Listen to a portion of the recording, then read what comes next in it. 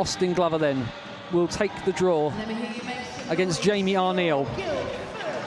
The arm is up, the puck is down, and we are underway here for Elite Ice Hockey League action in Guildford. And someone's immediately dropped their stick, but it's the Devils who will win the draw. Bykov will cycle his way round into the corner as this Flames third unit tries to make some headway here. Locke will play it back down low again. Bykov is coming in front of Patrick Bykov! And Ben Bowes needing to be alert there. By McAdams, the Flames will have to counter at speed, but the play rubbed out expertly by Evan Mosey, and the Devils back to full strength with 4:23 left in the first. Cox then, that puck set up in front, Barrow! And that is the lead for the Cardiff Devils. The Flames made to pay for their inefficiency on the power play. Ryan Barrow puts the visitors in front.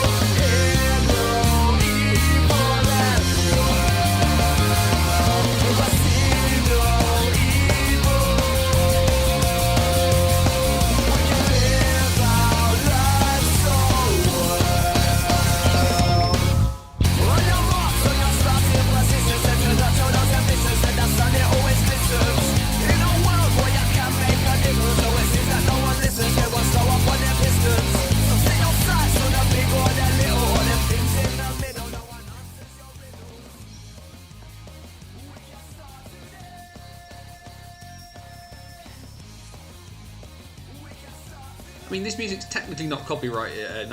However, this album is not on Spotify, so I think we'll probably get away from it for a little bit at least.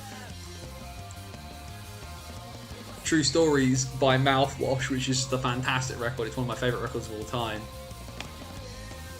It's just really hard to get a hold of. But yeah,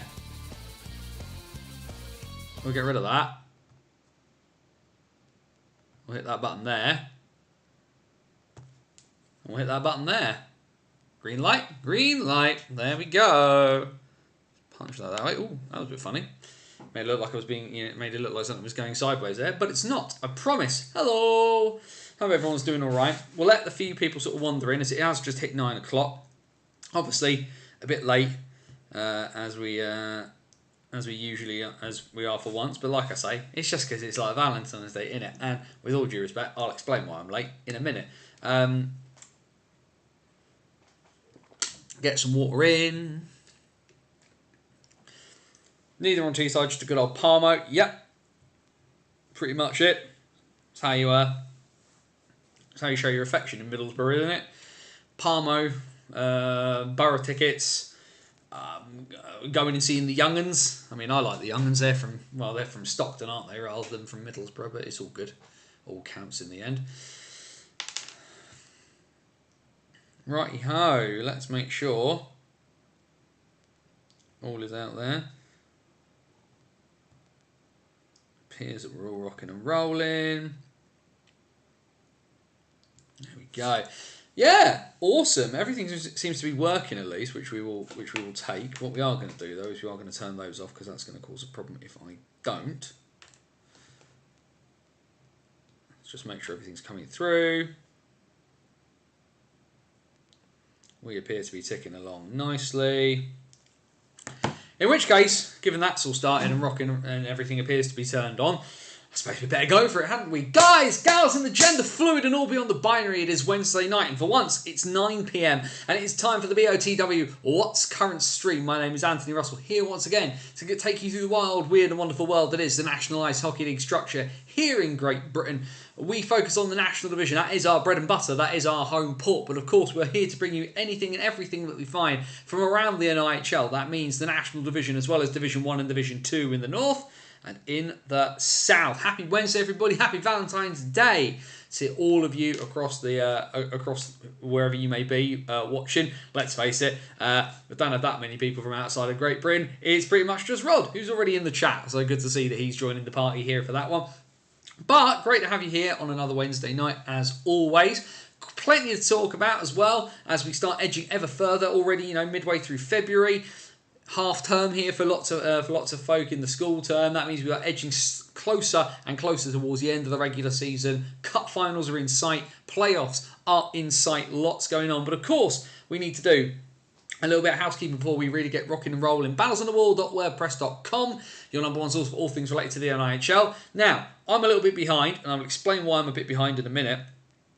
But there is, and it will come out tomorrow, which is the Banners on the Road from where I went last Saturday. I was in Swindon for the Swindon Wildcats and the Leeds Knights, the Cup third place playoff, as I'm calling it, between those two. A fantastic game that ended up 1-0 to Swindon. But yes, a few bits and pieces have got in the way this week, so I'll explain what's been going on, because just to kind of give you a bit of an update as to what's been going on here at BOTW Towers. But there's that, my entire journey through this season, through the Banners on the Road series. Of course, the website started out nearly 13 years ago, focused on the Basingstoke Bison, but as the Bison have wandered off into the mists of time for the moment, I've taken this opportunity this year to just go and travel around a bunch of different places, see a bunch of different teams, a bunch of different games. I've been to the National, I've been to Division 1, I've been to Division 2, and just soaking in and absorbing the hockey and giving some in-depth breakdowns of what I see along the way.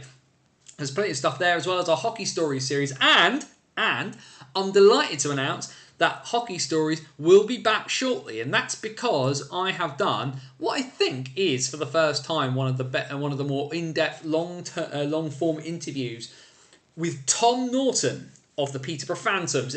In the lead up to his testimonial, I have some bits and pieces with Tom Norton coming out. We're just working a little bit on trying to rectify just how we're putting it out. Because unfortunately, Tom's internet wasn't great. It's okay.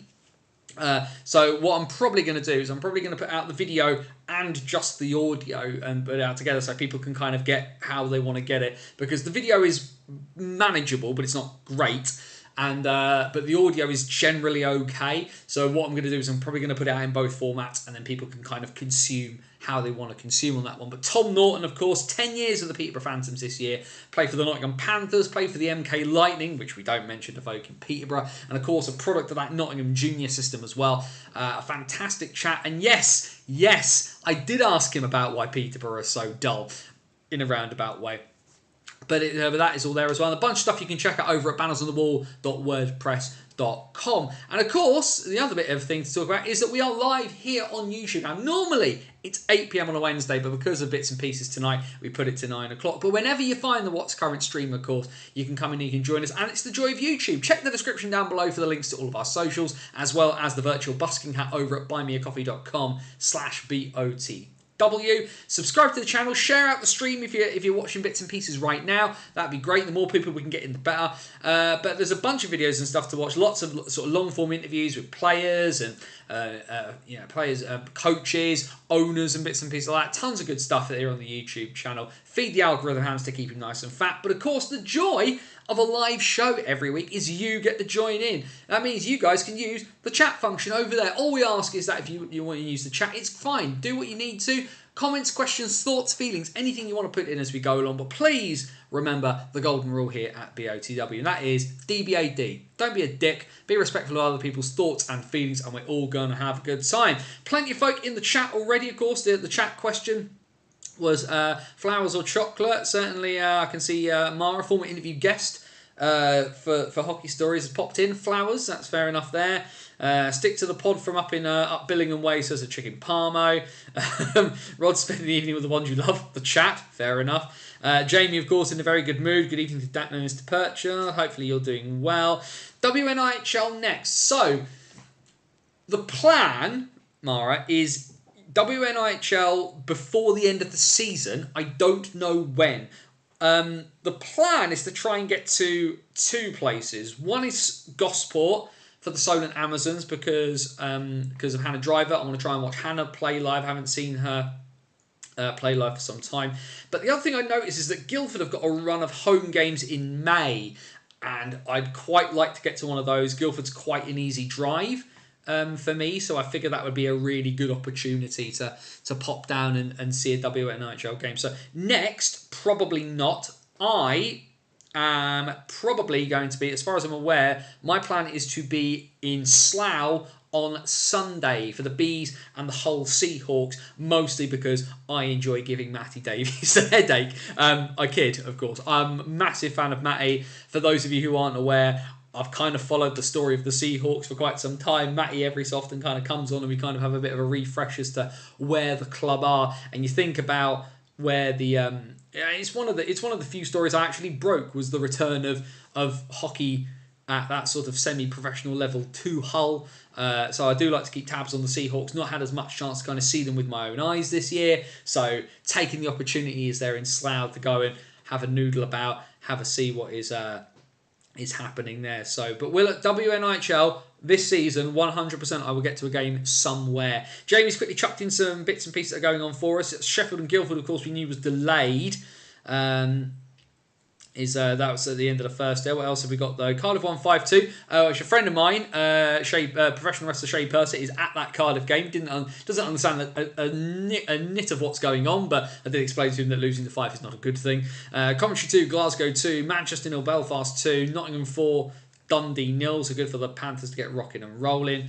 Andrew Day, the man at the hour, of course, he's in Gothenburg in Sweden, having one of his great hockey trips, checking out Frölunda in both the men's and the women's teams there. Chocolates for Niall, which I'm a little disappointed by, because I assume the correct answer for anybody in Hull is Chip Spice. And there's Casey. Swindon Top Cats have a game on the 25th. I'm pretty certain I will be making a proper first appearance somewhere else on the 25th. I'm working it out, because I'm trying to tie it in with a piece I want to write about somebody at the same time. So I won't quite announce where I'm going on the 25th just yet until it's all locked in. But somewhere, I think if I can get it to work, it should be a lot of fun to go and watch. Either way, let's kick off with some really good news, because we always get a bit down when we talk about some of the silly stuff that happens in British hockey. So let's talk about British hockey doing well. GB run the table at the Olympic qualifiers at the Vindico Arena in Cardiff. China smacked to one side. Serbia smacked to one side. Romania, they chuck up a little bit more of a challenge, but GB have qualified for the final round of Olympic qualifying for the 2026 Games in Milan and Cortina in Italy, and they are off to Denmark to take on the hosts, the Danes, to take on Norway, and to take on fellow qualifiers from the second round in Japan. That is to take place at the back end of August, beginning of September. Now, quite a young GB side on the whole. A first outing as captain for Robert Dowd following the international retirement of Jonathan Phillips. Some familiar names, some different newer names. Lots of guys getting their first GB international goal. Cheers Serbia for that. But a lot of good coming out of that tournament. Lots of fun bits and pieces. The old heads steering the ship through, but the young guys like Cole Shudra, like Sean Norris, getting the opportunity to get out there and play. And all that really needs left to be said is that, I said it earlier this week, you look at that group that GB have ended up in. We could have ended up in Latvia, where we wouldn't have had a prayer. We could have ended up in Slovakia, where we wouldn't have had a prayer because we wouldn't, because Latvia and Slovakia are just that one step probably too far away from GB as a national team that Pete Russell puts together. But Japan we've beaten, Norway and Denmark we've come close in recent years. It is the best chance for a generation for Great Britain to make the Olympics. It is going to be very, very hard, especially if Denmark gets some of their NHLers back. You'd think if Lars Eller, for example, is made available for such things, he would probably play, but he may not. It is the best opportunity in my time of watching hockey. And you think I started watching ice hockey in 2004. This looks like the best chance for GB to make an Olympics in that time. And all I've got to say, and I know they probably won't be listening, but you know what I'm like. I'm going to say the thing out loud. I am begging on my hands and my knees for Ice Hockey UK to throw the kitchen sink at this. Give the team every resource available. Get in all the sponsors to put the money behind this that they can.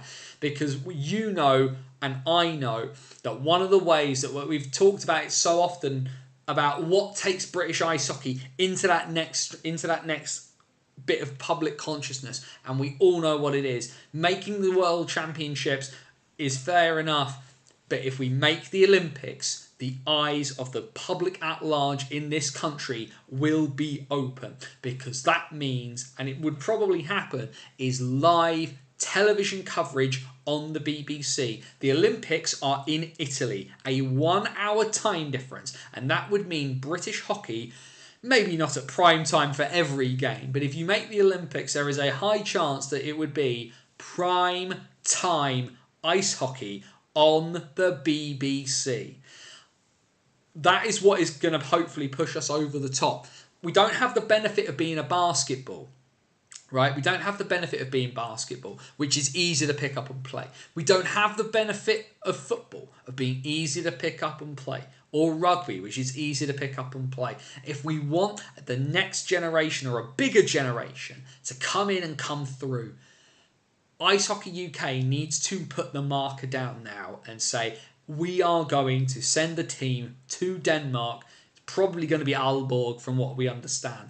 We're sending a team to Aalborg with every resource, every opportunity. I'm talking training camps. I'm talking the whole 9 yards, everything and everyone, with one singular goal in mind. It won't be hard for the players to get buy-in. It won't be hard to convince Pete Russell to have his head screwed on for this one. But the organisation and the infrastructure around the national team, if we want this to happen, it must be on point and it must be supported and planned and given every opportunity. Because let's face it, Great Britain are 3 games away from making the Olympics for the first time in not just a generation, but generations. We talk about 36 as it is, the wistful fairy tale of an age gone by when a bunch of guys and Canadian expats decided to put on a GB jersey up a mountain in Garmisch-Partenkirchen. We're past that point now. It is time for another generation to take on that mantle. And it does not matter a jot if the team goes to Cortina and goes to Milan and gets absolutely pumped, because it will be people from here on their telly and people hearing names like Nottingham, Sheffield, Cardiff. We'll even let Brett Perlini off of playing for Halle. But hearing names of cities that they live in or they live near, it could be the biggest catalyst for this sport in this country in quite some time. So I'm begging Ice Hockey UK to put everything into it. Every knuckle to the wheel, every hand to the grindstone, to all pull in the one direction. Because if they do it, if they make it, it will be massive, and I mean massive. People talk about curling only talked about every 4 years. No. That's not how it works. Maybe the general public at large don't, but for every 10 who watch, if one joins in, think of the momentum we can get. Huge chance, but we got to take it. Huge chance, but we really have to take it. GB by far the best group. It's winnable even if Denmark get their NHLers. Difficult but winnable indeed. If we do, what an experience it will be. I think you can only imagine how membership of the GBSC will go skyrocketing for that one. Government needs to do the same. I think I think people's strategy with this one is a bit of an interesting one, because I will make no, I don't hide my politics. I never will hide my politics, because you cannot separate politics and sport. Our government are a bunch of circus clowns, and I'm not thankful or hopeful that they will kind of reach down and kind of pick us out of the mire. The way British hockey has to do it is by punching everything in the face to get out of its way. It's elbows up and get out of my way. That's how British hockey is going to get noticed. National Team Development Programme, put the team in the National League, supplement the schedule with games in North America. The question there, I think, Rod, would be who pays for that? But it's not an impossible feat. I think there is certainly. I think maybe the Steel Dogs is moving toward, from what it looks like, moving towards a younger model. Maybe that could maybe develop along that line of putting those teams putting a team like that into the national. Leagues do it all over the place, from high level, whether it's the United States National Development Program with the U20s and the U18s, even down to New Zealand, who have a development team who plays in the NZIHL during the summer. There's options there. We just got to kind of take them and kind of run with them. But congrats to GB, congrats to Pete Russell. But like I say, hopefully now the infrastructure and the organisation behind it can kind of push on, because the chance is really there to do something very, very special come the beginning of September, if all goes to plan. And speaking of taking opportunities, two teams have taken the opportunity throughout the beginning of the season. They've taken the chances in the semi-finals, and we have a National Division Cup final. They had to come from behind after letting in that goal.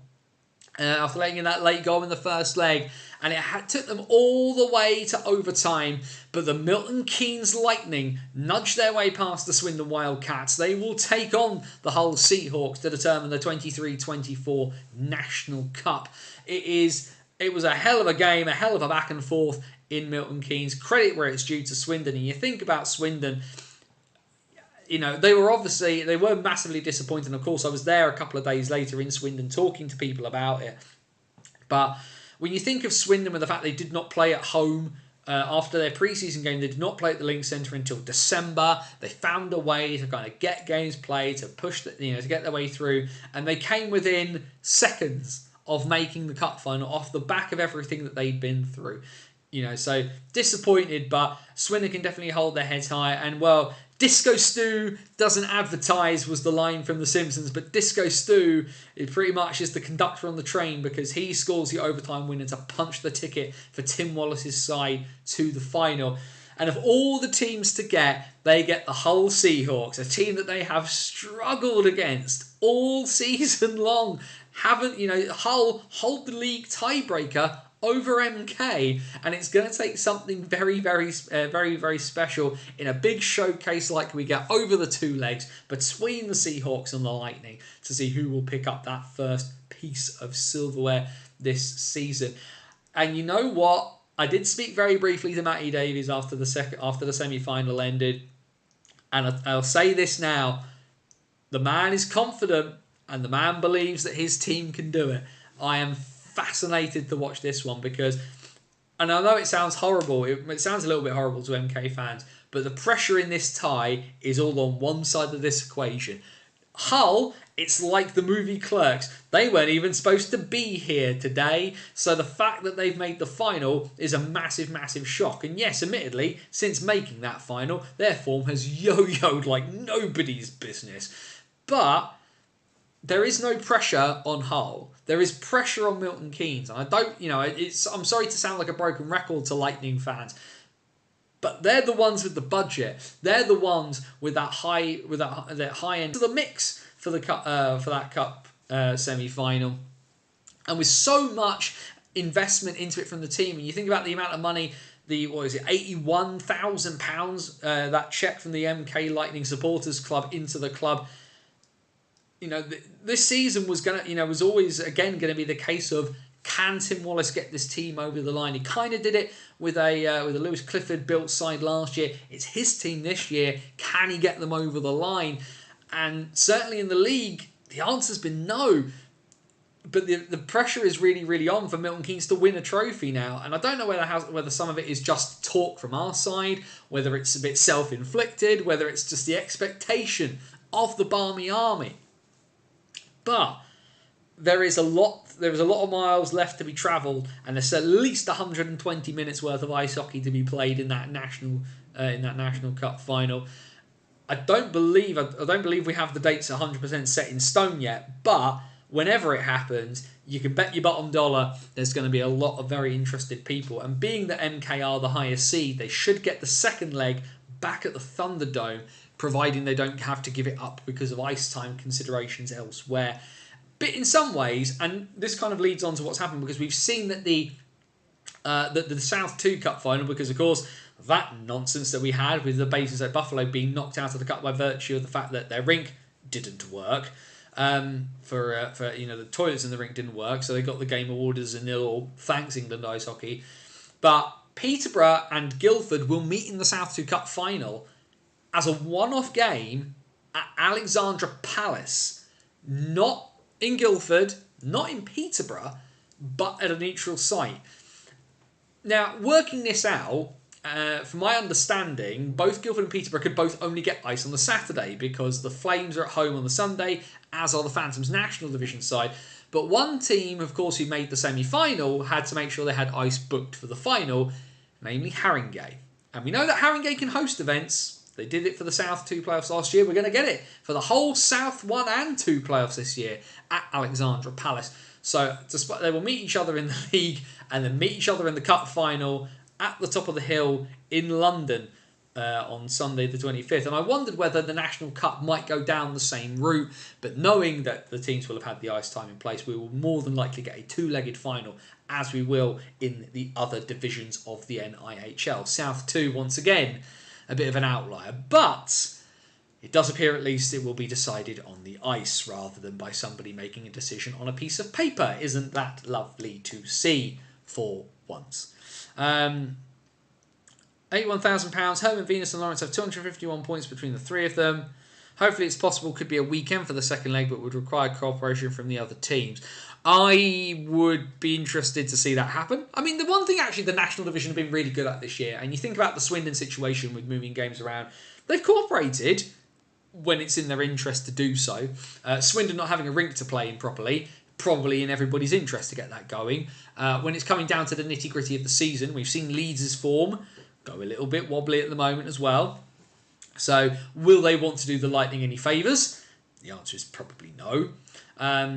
But we'll see what happens to that. Wouldn't it be good, though, in some ways, if it could get worked out that you could do a Saturday-Sunday final for the Cup? That'd be pretty awesome, I think. That would be a really good way of doing it. But remains to be seen. Aaron Nell and Steve Nell probably have the spreadsheet out some way to work this out to help everybody out. We'll find something on that. 251 points between Herman, Venus and Lawrence is all well and good. But it doesn't matter if they don't find a way to score in those 120 minutes. And let's face it, that line... those three guys for the Lightning have been going absolute gangbusters all season. Rory Herman scoring Michigan goals out of his eyeballs. Like I say, don't try it with Callum Hepburn; it will not end well for you. But Hull have found ways to do things, and look at the absolute demolition job they did on Leeds in Leeds. And if the Lightning haven't turned up very well against the Seahawks this season, they're gonna have to do it now. We joked during the last round, during the semi-finals of the North 1 Cup, didn't we, about the Hull Jets. Brilliant at home and not so good away. And in the home leg, they inflicted on Billingham the first time Billingham had not won in 18 games. You look at the last 18 games for Billingham. They have one game they didn't win, and it was that 2-2 tie in Hull. And then Billingham put up double figures on them in Billingham the next night. So it's all well and good having good performances, but you've got to turn up in the moment when you need it most. And the Lightning have not managed that very well, particularly in Hull. And we saw what happened in the cup final last year between Peterborough and Leeds. All you have to do is give yourself too big of a hill to climb to make it a problem. Now, admittedly, to make that hill too big to climb, Hull probably need to win the first leg 8-0. But Hull will back themselves. They have absolutely zero reason not to, just as the Lightning should back themselves. A fit Jordan Headley, but hopefully for them in that sense. Decent guys on the back end, free scoring forwards. That top six for Milton Keynes is as good as any in the division. Maybe even arguably better than the top six in Leeds. But they have not converted when it's really, really mattered. And Hull have shown that they can. That is the question mark over Tim Lawrence and the Milton Keynes Lightning, is that the time is not in a couple of weeks. The time when it comes will be now. Hull have shown they can do it, but Milton Keynes have not. And there is going to be the big one. Who will take home the National Cup? We will find out in due course. Speaking of the National Division, we do of course need to have a quick look at what happened last weekend, and of course there we can see from last Thursday night that top result, winning 5-3 in overtime, the rarity of rarities there, but the MK Lightning booking their spot in the National Cup final. That of course then led on to how would Leeds respond from being knocked out and dealing with their bits and pieces. And like I say, they're slightly off form in recent weeks, and they were pushed really hard down in Romford by the Raiders, but an overtime win for the Knights keeps them very much in the running. And then, like I said, I was there last Saturday in Swindon, a bizarre game, and the second game in a row that I've been to involving the Swindon Wildcats in Swindon, where they actually won by a shutout. I've been told I'm allowed to come back. I'm sorry I'm not as good luck charm for Oxford as I am for Swindon, apparently. But I was at the game between Swindon and Telford, and it was probably one of the dullest games I'd seen all season. This game, even at 1-0, it was a masterclass by Sam Gospel and Rennie Marr. And it wasn't even so... I'd seen a lot of people say the sides cancelled each other out. I don't actually necessarily think I agree with that. I think what happened here was that both sides looked a little bit tired, and they just weren't very creative. And where they couldn't rely on expanding out what they were doing a bit, they stuck to their systems and stuck to what they did very well, and ultimately it just didn't kind of produce, because you had two netminders playing very well, two defences playing very well. The PK from both sides in this game was outstanding, just really good. Not even that the power plays were that bad, but they just got outthought across the whole thing. And just a lone goal, face off, puck sits up, Gail Ludwelly steps into it, no chance for Gospel, and that's all she wrote. A huge win for the Wildcats, particularly as they look to potentially catch MK in second spot. Elsewhere on Saturday then, big win for the Bees against the Solway Sharks. A 6-4 win in regulation, which given the playoff situation down there in 7th and 8th is very, very tight. The Bees, of course, looking to push themselves over the line and make the postseason, where they did not the season before. And also a hat-trick for Marcel Balash as he chases the Bees club single-season goal-scoring record. He needed 18 in 16 before the start of Saturday. He then hit to get to the point of 15 in 15. Bad night again for the Bristol Pitbulls. Of course, gave the Lightning a little bit of a poke and a prod, but the Lightning celebrating in style after Thursday night. They put up double figures on the Pitbulls, 10-3 the final score at the Dog Pound. And then Hull, well, they managed to push their way past the Sheffield Steel Dogs for a 6-3 win. The Dogs playing a bit short-benched in that one. And then Peterborough, they managed to squeak out a decent win, winning in overtime. A nice seesaw battle in Telford between them and the Phantoms, but the Phantoms get the OT winner and push themselves onwards and upwards. Certainly around the time that Peterborough start really becoming dangerous, as we know they do like pushing themselves forward into cup and playoff situations. Sunday then, Telford did not have a very good night up in Leeds. A 6-0 win, a shutout for Sam Gospel in that one, as the Knights get themselves sort of back on the horse after the night before. MK, well, they took on Swindon again, and as you can imagine, this game was probably, from what I understood, was about as flat as Pepsi that had been left out in the sun for too long. A 7-2 win for MK. Just not a good night at the office for Swindon, of course. Aaron Nell picking up an injury in Saturday night's game, therefore did not ice on Sunday as a precaution. Entirely reasonable In that respect, you can imagine. The Bees were there, brought back down to earth. A 4-point weekend for the Phantoms, which is what they needed, as the Phantoms win 3-2 in a close, tight battle there. Sunday, well, Hull had an absolute nightmare, and the Raiders appear to have really woken themselves up over the last little while, obviously pushing leads. A 3-point weekend for the Raiders is nothing to be sniffed at there, as they've given absolute kicking to Matty Davis' side. I'd hate to be a Hull fan after this one. I did make that joke. Thank you. And then the last two games that you can see there, mixed results then for the Sheffield Steel Dogs. They do manage to push themselves further away from Bristol to keep themselves in 10th spot with a 6-3 win against the Pitbulls up in Ice Sheffield. But then Hull decided that they wanted a gunfight, and they got a gunfight indeed at Ice Sheffield last night. Eventually being put to bed. Bobby Chamberlain with the game winner, and then an empty netter at the end puts the Seahawks over the Steelhawks by 7-5. That means that we then have a look at the upcoming fixtures, and we are back under the Friday night lights. It's going to be fighting like cats and dogs down at the Link Centre. 7:30 p.m. for the Swindon Wildcats and the Sheffield Steel Dogs, and then into Saturday with a pretty full docket's worth of fixtures. 5:15 the first face-off. That'll be in Romford as the Raiders host the Telford Tigers. 2 face-offs at 6:30 then. Swindon will take on Hull. Leeds take on Peterborough, which is usually a pretty decent game. And then 7 p.m. Over in the southwest, Bristol take on the Bees. Another big game for the Bees as they look to keep their playoff spot cemented. And the first of a home-and-home series. It was actually a double-header series, apologies, up in Dumfries. 7 p.m. at the Dumfries Ice Bowl for the Solway Sharks and the Milton Keynes Lightning, which I appear to have then missed off the bottom of the thing there, but they will, of course, meet the next day in Dumfries, so apologies for cutting that out there. But the other games on Sunday, Bees versus Hull, which is where I'll be at 5 p.m. in Slough, 5:30 in Peterborough for the Phantoms and the Knights, as those two sides will do battle this weekend twice. And Sheffield versus Raiders is at 4:30 p.m. At Ice Sheffield.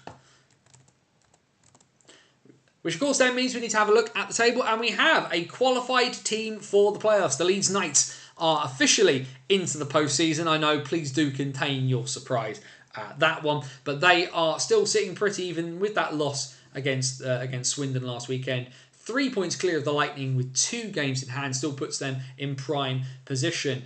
Swindon are in third place then, 56 from 39, still hoping that teams above them will slip up to try and get second. Hull in fourth place with 51 points, followed by Peterborough on 47. Telford on 41 points, Bees on 34 and Solway on 34 make up the rest of the playoff spots at the moment. But the Raiders do have a game in hand, and winning, if results go their way, they could put themselves as high as 7th spot. Sheffield 27 from 41. The playoffs looking even higher, even more out of reach for them. Not quite as out of reach as Bristol. They have 18 points from 40 games. It is starting to get towards the mathematical impossibility point for the Pitbulls to make the post-season in the National Division.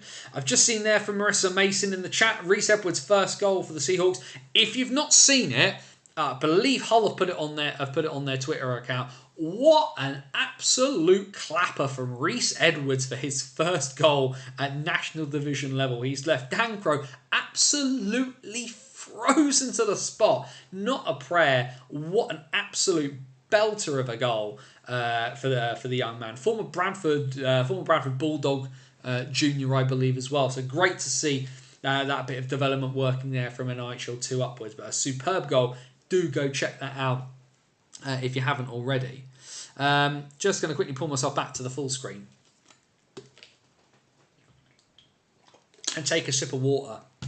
And before we get on to the other divisions, I said I was going to explain why I'm a bit behind and why a few bits and pieces have not quite been in the way they'd like to be. And actually, the short answer is, well, first reason why we're late tonight, of course, it's Valentine's Day. But also, it's been a bit of a mad month and a half actually here for me. And the short answer is I'm changing jobs, and I handed in my notice today where I work because I have a new job. I'm going to be starting at a new place at the beginning of April, which is quite a big change for me. And I've just some of the bits and pieces I've kind of kept the usual stuff up and running. Without kind of sort of branching out too far, because I've just tried to focus on sorting out the situation. For folk not aware, this isn't a full-time gig for me. I am the gentleman amateur, as it were, but I take what I do quite seriously, without taking myself too seriously, is how I like to kind of put it. But now where things are kind of settling down a bit, the hope is that I'll be able to kind of kick on a bit more and have a bit more stuff coming out towards playoffs. That's why, I've got Tom Norton in. Like I say, I'm working on a piece for a couple of weeks' time that should hopefully be really, really good. But yeah, I just kind of needed to kind of not be insular, because of course the streams have still been going. I've still been doing sort of my bits and pieces, but some of the extracurricular, some of the extra writing that I usually would have done hasn't quite happened. And also as well, I've been really the GB Olympic qualifiers program did keep me quite busy. That should be said as well. So yeah, it was just that some of the bits and pieces I normally would have done kind of around stuff kind of got put to the side. And like I say, for the reason why I've not done the piece from Swindon from last weekend is I've literally been running around like a headless chicken. I've had days off. My son has now got chicken pox as well, into the bargain, which is great. He's all right. He's just got lots of spots rather than feeling ill per se. But sorting out stuff with the new job, putting him a notice at the old one, getting stuff sorted out like start dates and all these kind of bits and pieces. So my plan tomorrow is I'm going to try and sort this out, because I have a day at home with my boy, and I'm not going to lie, probably going to record it as an audio piece, put it out as a YouTube video, because I haven't done one for a while, and it's going to be the quickest and most efficient way rather than trying to write. So I will do that.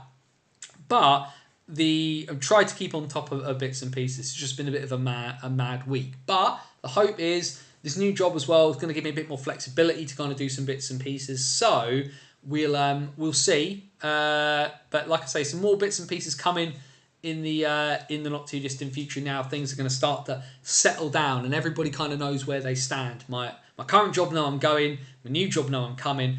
And now it's just burn up all the annual leave before I go. The other thing I should say as well, in the midst of all of this is, and I'm going to say it on Valentine's Day because I say it at the end of every season, but I'm going to say it now anyway. My wife Emily is just ridiculous in terms of how much support. She doesn't get ice hockey that much. She gets the basic premise of it, but she doesn't feel about it the same way I do.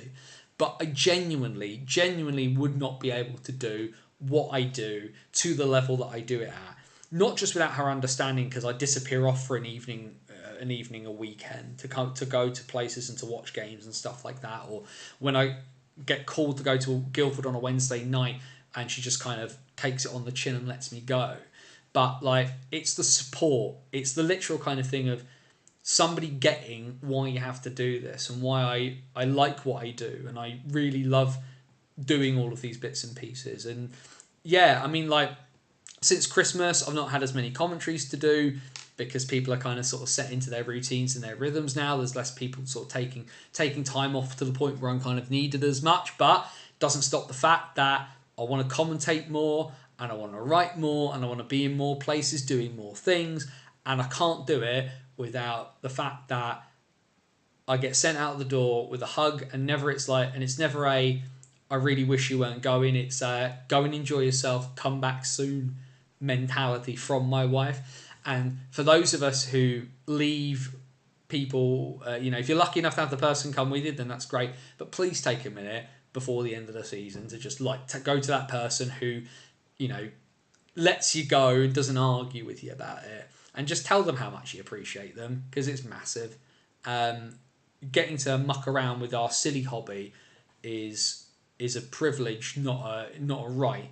And the fact that we're all able to do it with people who are so understanding is massive. And I try really, really hard to not take for granted when I'm on the phone chasing down information about bits and pieces that I'm wanting to write or that I'm trying to figure out, that that it's never taken as a you're neglecting me. It's a this means something to you, so I'm going to let you do it. So please take a minute, just say thank you to whoever it is in your life that drives you places to go do hockey stuff, or lets you disappear off for days at a time to go watch GB overseas or whatever. Just do that. Your Valentine's Day has what it is kind of thing, but there's more than one kind of love, and it's not just a big boxes of chocolates and cards and things like that.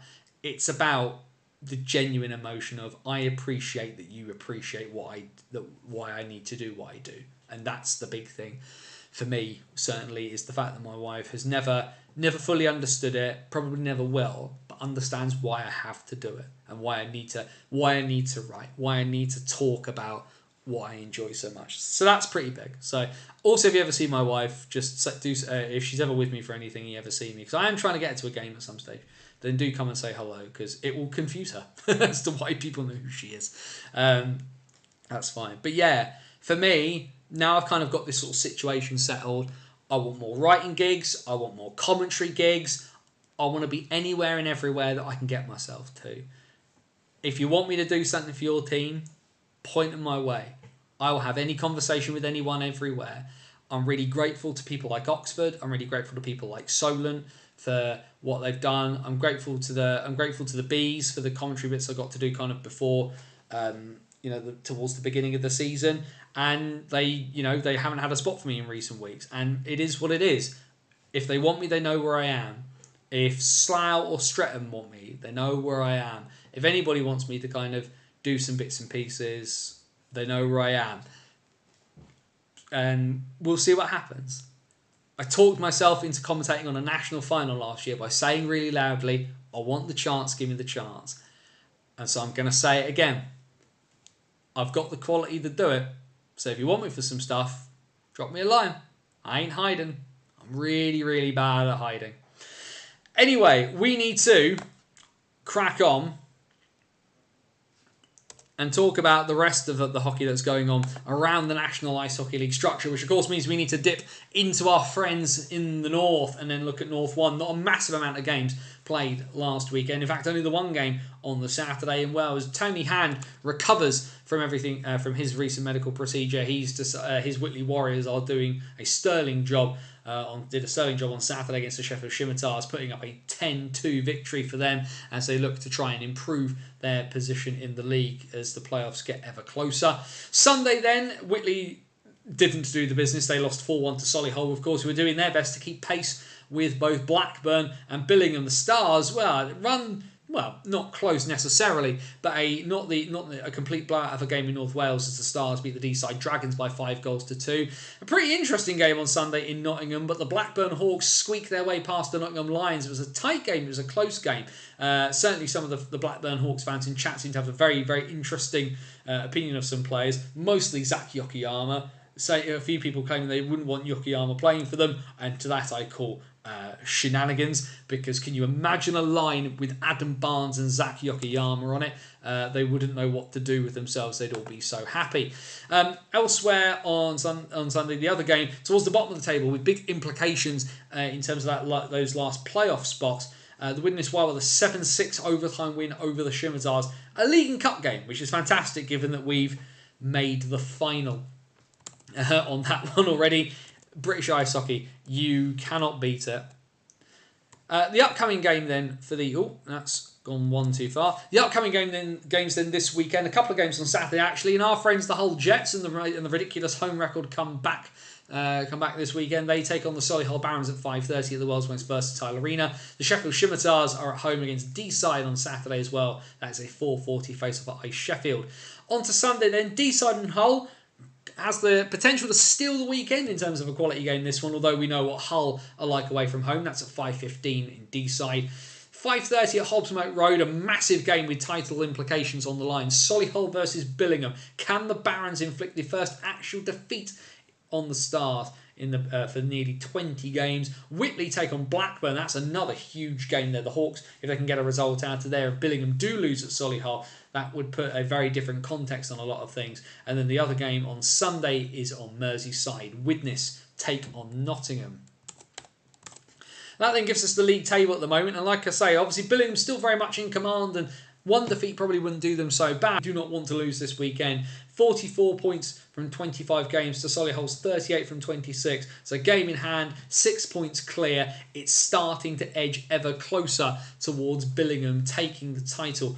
Left open by the departure of Solway. Blackburn are in third. They are 6 points back of Solihull with a game in hand. Whitley 29, Deeside 29 as well. Those two seemingly almost potentially heading towards each other for a playoff spot. But Hull will have a big say in that. 2 games in hand on both Whitley and Deeside, only 2 points down. The Jets, if things go their way, could potentially end up in 4th, though it would be quite an ask. And then those bottom 2 playoff spots from three teams: Widnes, Nottingham, and Sheffield. Widnes close to being locked in, but not quite really. But 7 points ahead of Nottingham. And 8 points ahead of Sheffield, having played the same number of games. It looks promising. Hull, in their first season in North 1, are confirmed for the playoffs. And so it is down to Widnes, Nottingham and Sheffield as to who takes the final spot there. Yes, that's correct as well from Stick to the Pod. 2 more victories and the Billingham Stars will be the Division 1 North champions. Cardiff have won 3-2. Not a big surprise there. And a big win there for the Nottingham Panthers. They win by 5-1 over Dundee. Coventry 3, Glasgow 3 in the third period. Manchester now 4-2 up on Belfast. I can hear the steam coming out of Patrick Smith's ears from here. Sheffield are unsurprisingly winning. They're probably going to win the Elite League by a canter. They lead by 2-0 over the Guildford Flames. Into South 1 then, and of course we're into the bit of sort of mixing up things with the Britain Cup, this extra cup competition that a few teams are playing to fill out their fixture list. We saw at least one of those games on Saturday, a pretty dominant win for the Chelmsford Chieftains. They beat Invicta by 8-2. Again, with the cup final already confirmed, the fact that a League Cup double-header between Milton Keynes and Oxford was being played was pretty crazy. Ethan Taylor with his first ever senior goal, helping the Oxford City Stars on their way to a 4-0 win, a measure of revenge for the Thunder's win at the Ox Pens a couple of weeks ago. And the Romford Buccaneers spring another surprise. They win by 3-2 against the Solent Devils at Sapphire. I don't think the Buccaneers make the Division 1, make the Southern League playoff weekend, but they're starting to look like a bit of a dark horse, and they're going to get one of either Chelmsford or Slough. You wouldn't want to bet against them at this point. And then the big result of the weekend, probably arguably across the entire league structure, Slough win in Streatham in overtime. Jack Goodchild with the all-important OT winning goal there to put a dent on Streatham's record, albeit the Redhawks do get a point out of the game. The Redhawks then responded in Britain Cup action the following day. They win in Kent against Gillingham by 6-2. Chelmsford continue their dominant weekend with a 7-3 win in the Britain Cup against Oxford. A decent performance from the City Stars, but ultimately just lacking that bit of quality and that bit of fitness. And then the Buccaneers out of the weekend with 3 points. They run Slough close, take the Jets to overtime, and it's another bit of heart attack hockey from Lucas Smittle's team, but they do win by 6-5 against the Buccaneers. This coming weekend, then, a few more Britain Cup games, mostly because Slough's league fixtures are finished already. They're in Britain Cup action this coming Saturday. They take on the Streatham Redhawks at 6:30 at the Hangar. Elsewhere on Saturday, Solent take on Invicta in Gosport. Milton Keynes host Chelmsford. Those are league fixtures. Sunday then, Britain Cup action, Chelmsford versus Slough. The Jets, of course, knocking out the Chieftains in the semi-finals of the League Cup. How will things fare in this other cup competition? In the league then, Invicta take on MK at 5:45 in Gillingham, and it's 6:45 on the High Road. Can the Romford Buccaneers spring another surprise as they take on the leading Streatham Redhawks? And so there it is then. 28 games played. The Slough Jets League campaign is done. It doesn't bode well for them, for the fact that the Streatham Redhawks are a point behind with 5 games in hand. The ball firmly in the court of Ben Painter's side. Chelmsford then in third place, 7 points back, having played a game more. And then there's a bit of a drop down there. 4th and 5th, well, we could potentially, like it was in North 1, 4th versus 5th potentially almost locked in. Solent and Invicta for a place at the weekend. That'd be a fascinating couple of games in that one. Romford, 19 from 22, are in 6th place. Pretty much pushed themselves away. They have 3 games in hand over Oxford, who've had 10 points from 25. MK have 5 games in hand on Oxford. Can they catch them? There's one for the chat, actually. Do we think that the MK Thunder can catch the Oxford City Stars? I don't think they do because of who their games in hand are against. But what do we think? Yes, even Brad Watchorn scored. Yes, scored his first goal for quite some time. I can't remember exactly when off the top of my head, but a big result there for Oxford, a win they sorely needed. You can see that away record there. Pretty miserable. One away win all season, which was the one they just got, and won. So only 3 points on the road all season compared to Milton Keynes' 2. But Milton Keynes there with the potential they could overtake them if they somehow manage to win games nobody expects them to win. North 2 then, an absolute barn burner of a game in Manchester between the Altrincham Aces and the Bradford Bulldogs. Goes all the way to the shootout. And the Aces take the points. Bradford have had a bit of a luckless season at times this year, but Altrincham win by 8 goals to 7. A huge win for the Aces there. Meanwhile, Coventry, of course, still looking to shore up third place ahead of the incoming playoffs. A good 5-1 win for them at the Sky Dome against the Kingston Sharks. And Telford, the absolute juggernaut they've been in North 2, a 6-2 win against the Sheffield Titans at Ice Sheffield on Saturday night. Scored 8 on Saturday, technically. Conceded 7 on Saturday as well, and then conceded 7 on the Sunday. Altrincham get absolutely thumped by the Billingham Buccaneers, 7-0. The second team at the Forum managed to pull out that one. Kingston respond from their defeat against Coventry by giving the Nottingham Lions an absolute kicking by 10 goals to 4. I believe the most goals they've scored in a single game this campaign, which, given their 23-0 smacking they got from Sutton earlier in the year, at least probably helps the goal difference ever so slightly. And while Telford, with that 6-0 win over Coventry, a massive statement victory for the Tigers, and I said, who can stop the Telford Tigers? And Sutton Sting, well, their social media team poked their heads above the parapet, said they were certainly going to try, and that 6-3 win over the Sheffield Titans does keep them within touching distance of the league leaders. And that means we look at this upcoming weekend, and if you look at the bottom of that graphic, there is one game that stands out above all the rest. But we look at Saturday first. The Billingham Buccaneers and the Bradford Bulldogs will meet. It's a late face-off there, 7:30 p.m. at the Forum. Sheffield Titans and Altrincham meet in Sheffield. We have no confirmed face-off time there. And then Saturday, probably one of the easier games so far of this campaign. The Nottingham Lions too have been sort of luckless and a bit feckless during this season. They have to travel to Telford to take on the Tigers, who look like they could be, who look to push their advantage towards the league title. Sunday then, can Bradford rebound from their gunfight at the OK Corral last week against the Kingston Sharks? Coventry welcome Sheffield to the Sky Dome on Sunday evening at 7 p.m. Nottingham Lions 2 at home against the Billingham Buccaneers. That game, I believe, will be streamed live on the Lions Facebook page. And then 1 p.m. this coming Sunday, pretty much the title in North 2 on the line. The Sutton Sting and the Telford Tigers in an afternoon face-off that really is the absolute showpiece of the weekend for North 2.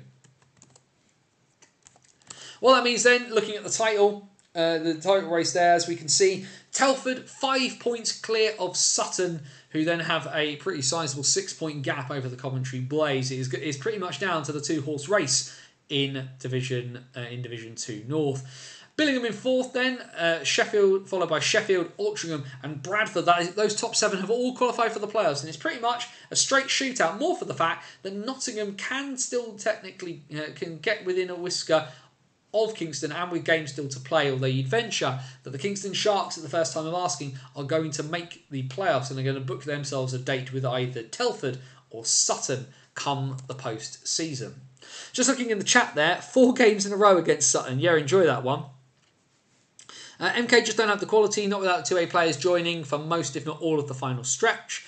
Thunder will unfortunately for them end up bottom, but will they do the right thing and drop down as they should in theory? And then Mara asked the question, MK down, Haringey up. Well, Haringey, of course, have said that their intention is to step up to Division 1 South for 24-25, so that will be, of course, this coming September. So that will be I mean, Haringey coming up, I think, would be good anyway. I'm really interested to see where they get some players from for that one, because I mean, how strongly will they hold to the team that they've got in Division 2? But will MK go down? Well, reportedly, we talked about it on the chat before that the owner of the Thunder is very reluctant to see them drop down. But ultimately, I think the question has to come again: have they been competitive across the course of the season? I think the league table says that. That again, they're having that issue. Oxford have had a bad year, but Oxford have had one bad year, and I think that's the difference there. Having one bad year compared to multiple bad years is a bit of an issue on that one for them. MK still have to rearrange 2 home games to rearrange thanks to PI cancelling a date on the 23rd versus Streatham to host white collar boxing instead. I mean, to be fair, that's potentially what you get playing Streatham anyhow sometimes, but also I don't think MK are going to worry about having to rearrange a game with Streatham given some of the previous scorelines. At least Sutton versus Tigers 2 is not 10 PM like last year. Yes! What a reference to last season, Jamie. Well done there. Yes, 1 o'clock in the afternoon. Infinitely preferable. Haringey looked good in pre-season against the Buccaneers. Oxford looked good in pre-season against Solihull, I think is probably my response there, John. And we know how that one went. And then South 2, the basis that Buffalo finish out their homestead for the league campaign by giving Lee Valley an absolute tonking by 15 goals to 1. No joy there for the Lions. The Buffalo will play the Lions in their last game of the regular season at Lee Valley upcoming. Elsewhere on Saturday, a shootout win for the Invicta Mustangs. Another big important point for the Junior Devils in their quest for the playoffs. But it's Invicta who take the 2 points on that one. And given they're still lurking in and around the top of the table, important as well for form heading into the Cup final for the Peterborough Phantoms with their 8-3 win at the Ox Pens over the Rising Stars. 2 games then on Sunday. Bristol Pitbulls with a comfortable win over the Chelmsford Warriors by 6 goals to 2. And then the Guildford Phoenix, who still hold the advantage, even losing to Cardiff recently. You can't keep a Phoenix down for long. They give the Blackhawks a complete kicking on the high road by 13 goals to 2. We then look to this coming weekend and a good mix of games across stuff. Yes, a league and cup game between Oxford and Solent when the cup final is the following weekend, because of course it is. By the way, Saturday down in Cardiff Bay, the Cardiff Fire and the Chelmsford Warriors, the Rising Stars and the Junior Devils. And the other game, a big one on Saturday in terms of the league title, the Peterborough Phantoms taking on the Guildford Phoenix in what is effectively a curtain raiser to their cup final exploits the following weekend.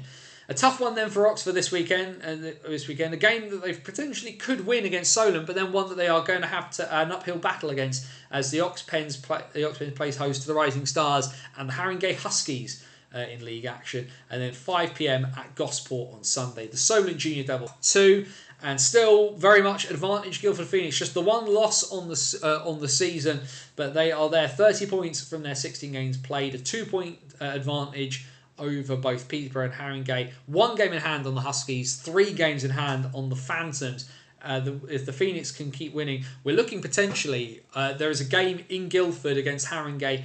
I believe it's Saturday the 9th of March off the top of my head. If results go their way, Guildford could be looking to claim the title against Haringey on home ice in the beginning of March. Bristol in last season's champions, they're tied on 25 points from 19 games with the Basingstoke Buffalo. Those top 5 sides already qualified for the playoffs.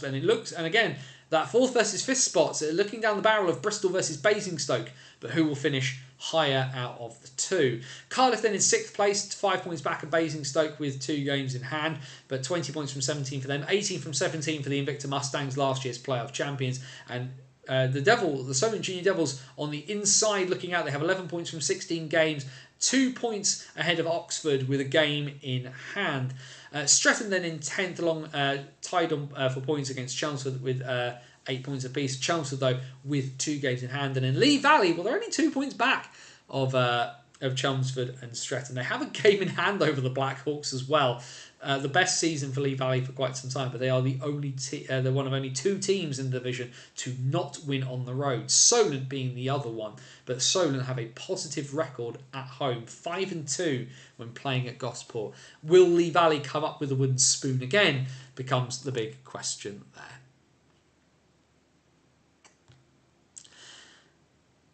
Haringey have a very strong junior system to draw from, so they may look to build from within, giving some looks to a bunch of under 18s already. They are, Luke Adam as well in net, I think has more than enough potential to play at Div 1. Buffalo still have Streatham and Chelmsford away in March, so that will obviously help, potentially help Solent in terms of making a playoff spot, which of course Harry Clantman as head coach will be very, very pleased with. But yeah, there we are. We've gone through the entire lot. The entirety of the NIHL structure has been gone through. Of course, the other things to talk about, we have had a few sort of signing bits and pieces come out as well, some more bits. Mostly the big one being Owen Sobchuk back for 2 years. That's pretty crazy in Hull. But we've gone through all the games. The door is open, ladies and gentlemen. Anything else you want to talk about, chuck in your things, your thoughts, your feelings, your comments, your questions, put them in the chat. We've gone through all the stuff that we kind of needed to talk about. So let's just have a bit of a free wheel. Let's just shoot the breeze for a little bit and see what kind of what comes up. What do people want to talk about? And let's throw out some questions and let's see what we can't chat about for the next little while. Then great to be able to plough through. Like I say, Slough for me on Sunday. I'll be at the Bees versus the Seahawks, and he called them the Stingrays there for a minute. He says as he quickly has a quick squiz through whether there's any other news to kind of talk about. Aside from the fact that Manchester have won by 5-2 against the Belfast Giants.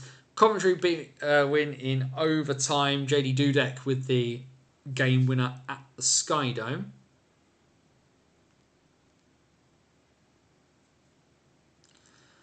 Just having a look at what other news is kind of going on. So certainly the Panthers have won by 5-1 against Dundee, which we knew about. Glad that the Nottingham sort of woken themselves up a little bit and they're kind of starting to on the road to recovery, which is pretty good. Although I'm just seeing a stat here for the Nottingham Panthers. Weston Michaud 1+15 in his last 5 games, which is an absolutely ridiculous stat, all things considered. I can see that it's 2-0.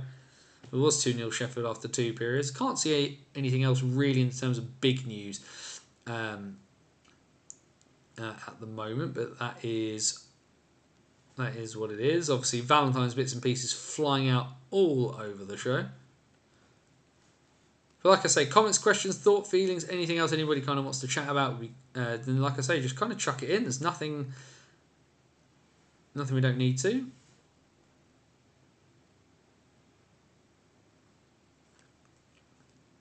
Certainly I'm going to have a drink if nothing else. Having a lot of water was a good idea for this one. If nothing else, because for Valentine's Day, the missus wanted a curry. So I've had a really, really nice chicken biryani this evening to kind of sate things, which is great. But it just leaves the mouth a bit dry. But done it properly here. Wife gets a korma because she likes a korma. She gets a naan bread. I get a biryani, chicken biryani with a medium vegetable curry to go with it. We get sagaloo. Got an aloo gobi this time as well.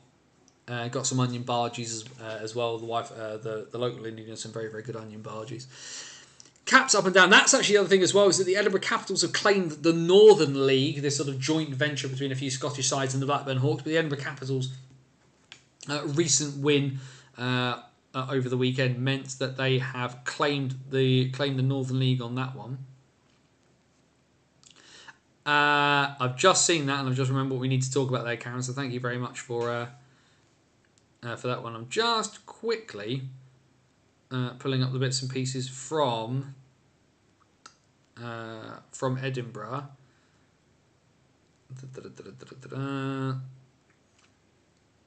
Because of course I know the Capitals are playing this weekend. I believe they've got one of the Dundee sides. I believe the Comets.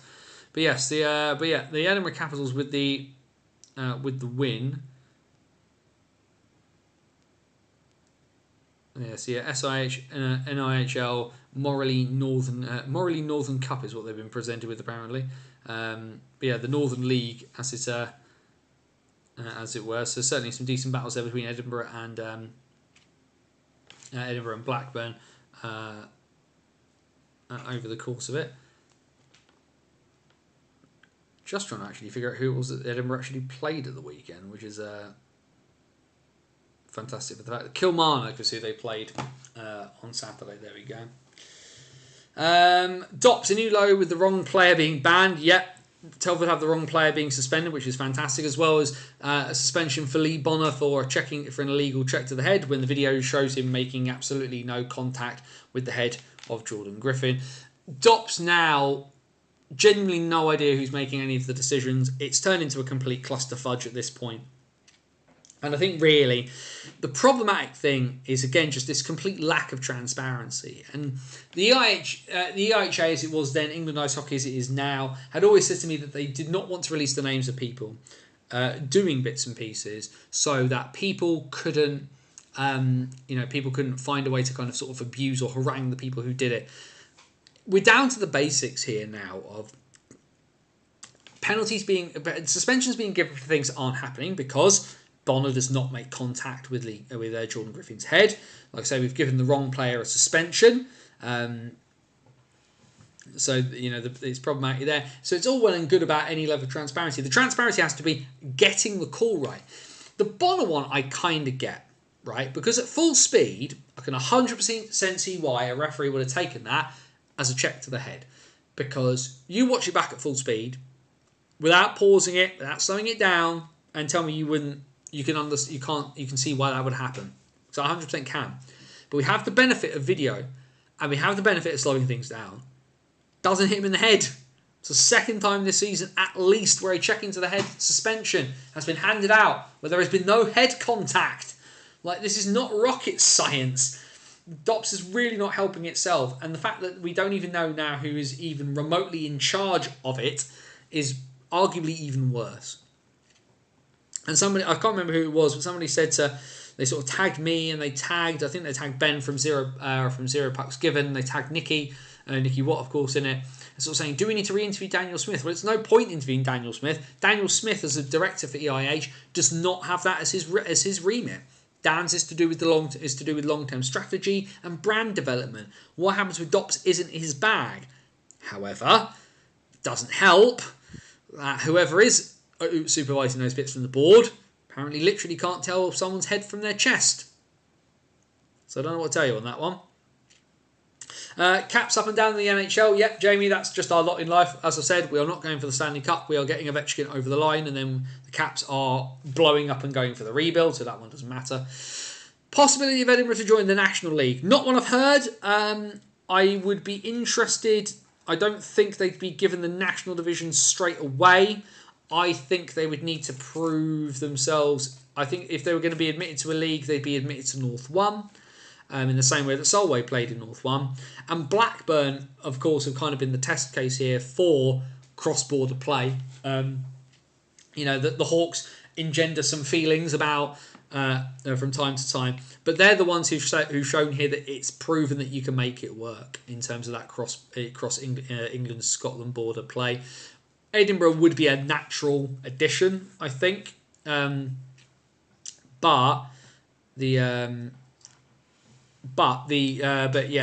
we'd see, Kilmarnock, I suppose, have given it a good stab as well, but I think it's probably a little early for them.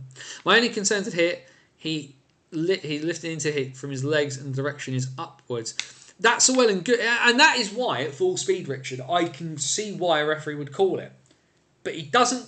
But here's the thing: hitting upwards when you're 5'5" is all you're going to do. You can't hit downwards. You're already at the guy's knees anyway.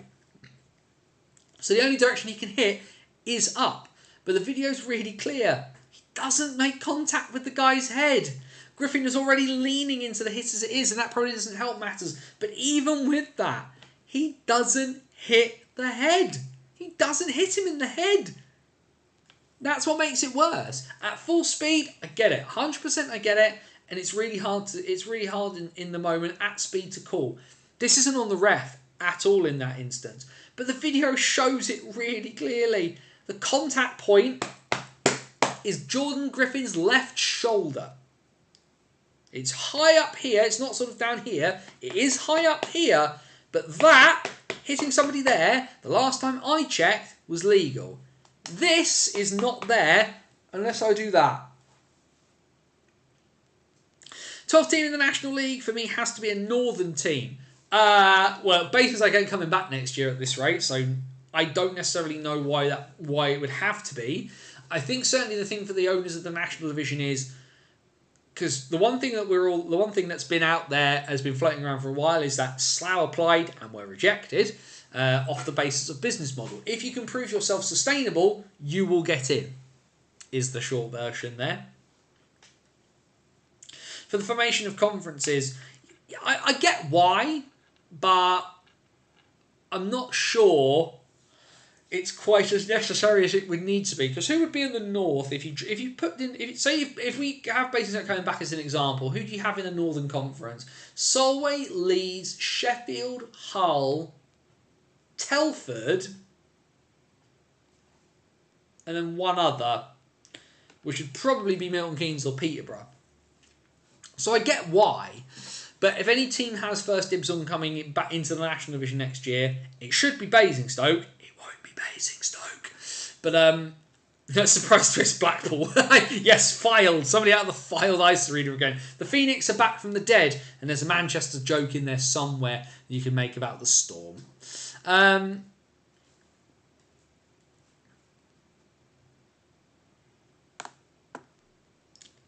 The days of the Manchester Phoenix playing out of Blackpool, blimey. Feels like a lifetime ago, doesn't it? It's crazy to think as well, actually, we are 9 years removed from the retirement of Tony Hand. That's pretty crazy.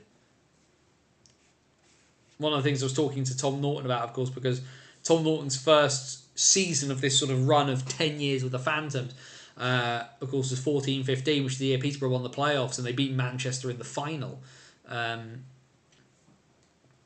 In Tony Hand's retirement game. So we had a brief chat about sort of his reflections on that, of course. And it's crazy to think as well when you think about Tom Norton when he played in the Elite League as well, where he played against Jeff Legui, played against Rod Sarich, played with David Ling, played with Corey Nielsen, and some of these guys that he's kind of played, that he played with.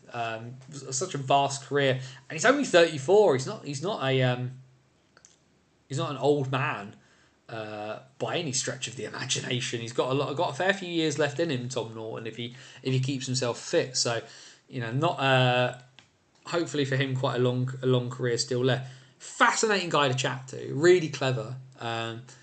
Is the one thing I'd say about Tom Norton. A lot of people think that hockey players are not naturally the smartest of people, and I should say I've met some that are more street smart than traditionally intelligent, shall we say. But Tom Norton is a very, very smart guy. Very smart guy. Having chatted to him as well, very thoughtful about his answers. Not guarded, but certainly did take time to think about some of the things he was saying, which is never a bad thing, I find, in this game. But yeah, I just need to kind of beat that interview into shape to try and make it work. Just like I say, unfortunately, the video from Tom's side isn't great. Dumb question, why isn't there a team in Ireland? There is, technically, but the only rinks on the island of Ireland, Rod, are in the north. You have the Dundonald International Ice Bowl, which is getting its refurb, or at least it's had its refurb now, potentially. And then you've got the rink you've got the arena in Belfast. There just isn't ice in Ireland, although there are some ongoing discussions about getting it into the Republic in the south. I think it would be interesting to see what happens there. But there certainly is an Irish international team. It's obviously a bit of a full starter at the moment because, like I said, there is no ice anywhere outside of the north. And all the geopolitical ramifications that kind of come with that. Ireland did play in last year's IIHF Development Cup in Germany, so there is a national team there. It's a case of kind of sort of perseverance and literally building from nothing for Irish ice hockey in that sense. But yeah, there are guys, I could think of like Connor Redmond, who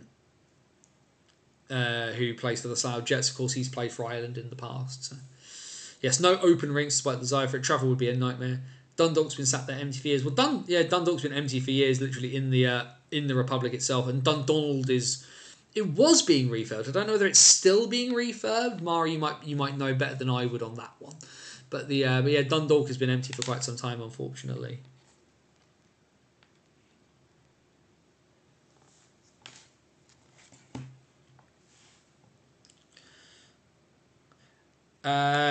The one thing you'll have obviously noticed as well from this evening, no big graphics. This is the downside about allowing a literal child to do the graphics. I was chatting to because of course Max Mullen, who like I say, chatted to his mum and he offered to do some graphics for us. But it's half term, so he's not around. So we should hopefully have some bits and pieces from when Max gets back from his travels this week. But I mean, obviously, what he's added in already has provided a great amount of stuff. It looks really, really good, so it'll be good. I believe it's imminent, if not already started. Thank you. I was pretty certain that something was happening on that one. Just checking there aren't any. Doesn't appear to be much in the way of any other news, although Oxford are currently training because, of course, they put out something on social media about it.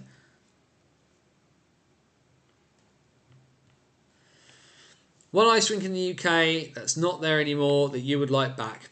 Isle of Wight. I can't say Basingstoke because technically the rink is still there and it is still open and there is a team that's been playing out of it, so I can't really say Basingstoke, although obviously would want the Bison back. But where would I want the rink back? Isle of Wight. Heartbeat. Instantly want the Isle of Wight back. I want it back more than Bracknell. Talented goalie too is back. He is, yes. I probably won't just rock up at a Guildford under-18s game. Durham is a very good shout as well. Yeah, I know a lot of people would love Durham back. If you can imagine, there's a team you can have in the north. Can you imagine if we got the Durham Wasps back? Can you imagine the madness that we could get if we got that one?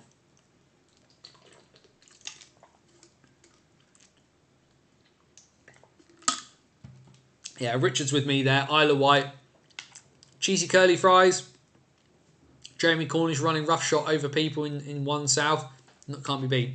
Anyway, I need to crack on because I have a life. I've got stuff I need to do before I hit the hay this evening. It's 10:20 already. So, last call. Questions, comments, thoughts, feelings, anything anybody else wants to chuck in. Otherwise, we'll be rolling out of here in relatively short order.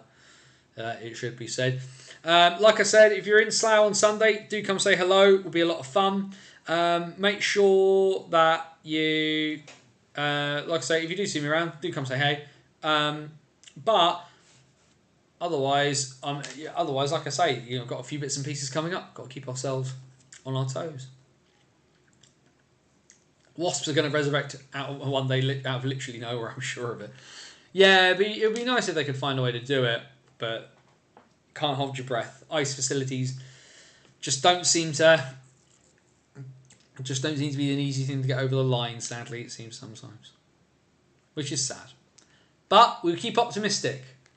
GB are going to make the Olympics, and that's going to turn a few things on its head. It's going to win some new eyes, win some new hearts, and we'll be heading towards a very, very good period for British ice hockey. Either way, we're going to call it there. Bannersonthewall.wordpress.com, your number one source for all things related to the NHL. Follow me on my journey across the NHL this season with our Banners on the Road series. I promise I'll get last Saturday's game between Swindon and Leeds up, and we'll figure that one out. But otherwise, you've got the rest of my season, a bunch of other bits and pieces there, as well as our Hockey Story series coming soon. My interview with Tom Norton of the Peterborough Phantoms in the build-up to his testimonial this upcoming May. 25th of May, I believe, at Planet Ice Peterborough. 4:15 face-off. Tickets are £10 for adults, £5 for kids, £27.50 for a family of 4. Should be a great bit of entertainment for folk if they're so interested. So the Hockey Story series from the 19th century to the present day, behind the Iron Curtain, into war and beyond. Players, coaches, officials, all kinds of great bits and pieces there. Long form content for you to enjoy, whether you read it, whether you watch it or whatnot. There's the back catalogue of the LBOTW podcast, as well as our free to download tabletop ice hockey game, Dice Hockey. Free to download. You can play with bits and pieces that you got to find around your house. All I ask is that if you do download it and you enjoy it, please do donate some money towards Parkinson's UK, because my dad has Parkinson's sucks, and if we could get rid of it, it'd be really, really appreciated. But a bunch of stuff that you can check out over at bannersonthewall.wordpress.com. Facebook.com/bannersonthewall. That's the place if you get getting your news for your Facebook feed. Go over, like the page. Everything from the website goes on to there, including the links to the streams and a bunch of other bits and pieces from time to time as well. So make sure you check that out. Twitter, X, whatever you want to call it, at BannersOTW, the best place to keep up with me and what I'm up to. And a few bits and pieces that occasionally you won't get on the website in terms of bits of news, but that's the best place to kind of keep tabs on what's happening. So if you don't follow that already, do. Let's see if we can get over 3,000 followers by, the end of the season. Let's go for that. So that's there. But of course, the other great thing is all of those bits and pieces are down there in the description of the video that you're watching right now, including our virtual busking hat over at buymeacoffee.com/BOTW. Never going to go behind a paywall. That's just not the way I'm inclined. However, if you do like what you get, if you like the streams, if you like the articles, and you want to help keep the lights on and the wheels spinning, that'd be massively appreciated. If you want to chuck a few quid into the hat, that's buymeacoffee.com/BOTW. And of course, you're here on YouTube watching anyway, and we are here Wednesday nights of the BOTW What's Current stream, usually at 8 PM on a Wednesday. However, there's a bunch of videos from old game reviews to player signing reviews to interviews from people like Steve Nell, Ice Hockey UK director Faye Andrews from back in the day, from when she it's all to sort of do with officiating, Jamie Elson, the Bristol Pitbull. There's tons and tons of content here on the YouTube channel. But like I say, all in all, it is the one place, the first and the best live show to keep up with all things related to the NHL, the What's Current stream here Wednesday nights, usually at 8 PM. All done for another week. And like I say, it's been a bit weird in the background for a little while, but hopefully now things are going to settle down and everything's going to be a bit better going forward. And like I say, just feel a bit freer to start trying a few things. I've got something in the pipeline for in a couple of weeks where if it works, it's going to come out really well. So that'll be the hope there. But just got to keep plugging along no matter what happens. So if you can, be happy. And if you can't be happy, then wherever you are, please do make sure that you do your best to be safe. As my friend Scotty Watts would say, take care of yourself and somebody else. For bannersonthewall.wordpress.com, this is Anthony Russell saying stay safe, and so long till next time. I'll either see you in Slough on Sunday, or I'll see you back here next Wednesday at our regular time of 8